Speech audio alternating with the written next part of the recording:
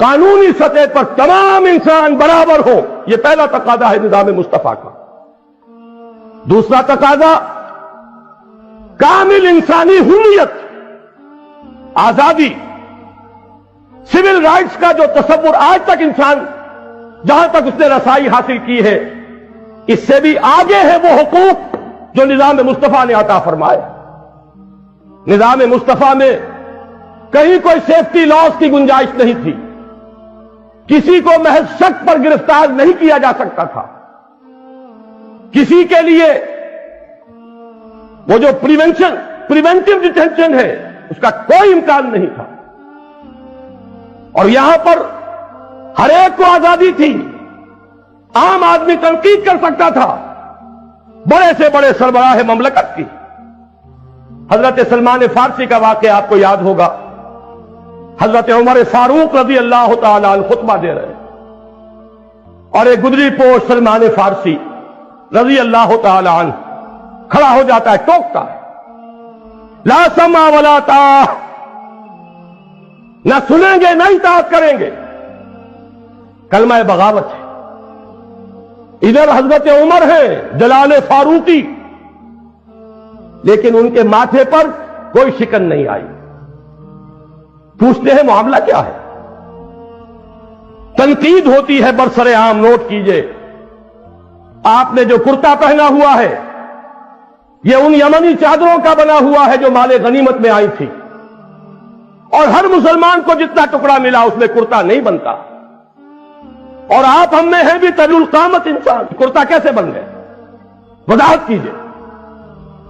حضرت عمر نے یہ نہیں فرمایا میرا ذاتی معاملہ ہے، فرمایا تو اپنے بیٹے سے عبداللہ ابن عمر سے فرمایا، بیٹے تم کھڑے ہو کر وضاحت کرو۔ انہوں نے وضاحت کی، نہ میرا کرتا بن رہا تھا نہ ابا جان کا، میں نے اپنے حصے کا ٹکڑا بھی دے دیا کپڑے کا ابا جان کو، اس سے کرتا بنا ہے۔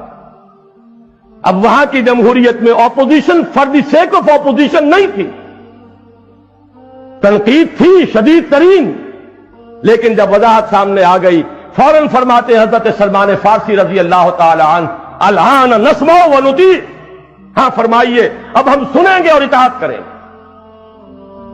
یہ نظام ہے، دنیا اسے ترس رہی ہے۔ ذرا یاد کیجئے، آیا تھا ایران کا سفیر مدینہ منورہ میں، پوچھتا ہے لوگوں سے این ملککم، تمہارا بادشاہ کہاں ہے؟ جواب ملا لیس لنا ملک بل لنا امیر، ہمارا کوئی بادشاہ نہیں ہے، ہم نے تو جڑیں کھود دی ملوکیت کی۔ حضور نے فرمایا تھا ہلک کسریٰ ولا کسریٰ بعدہ، کسریٰ ختم ہو گیا، کوئی کسریٰ نہیں ہوگا۔ لیکن یہ کہ تاریخ میں امت مسلمہ نے پھر دوبارہ کسریٰ بنا لیے، پھر ملوکیت کے ایوان سج گئے۔ بہرحال اسے جواب دیا گیا تھا سفیر ایران کو، ہمارا کوئی بادشاہ نہیں، ہمارا ایک امیر ہے۔ وہ امیر کہاں ہے؟ بتایا گیا کہ بیت المال کے اونٹ گم ہو گئے تھے، ان کی تلاش جن لوگوں نے کی ابھی تک مل نہیں رہے تھے اونٹ، اب خلیفہ ہمارا خود گیا ہے تلاش کرنے کے لیے۔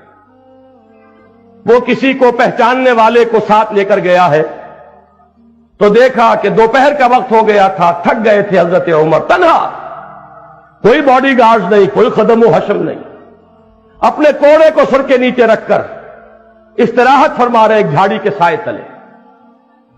اس وقت کھڑے ہو کر کہا اس سفیر نے، عمر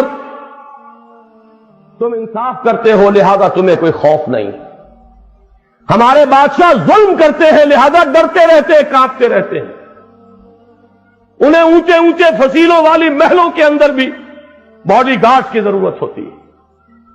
دنیا اس نظام کے لیے ترس رہی ہے، وہ نظام ہے کہ جو لانا ہے۔ حضرت عمری کی ایک مثال اور آپ کو سنا دوں،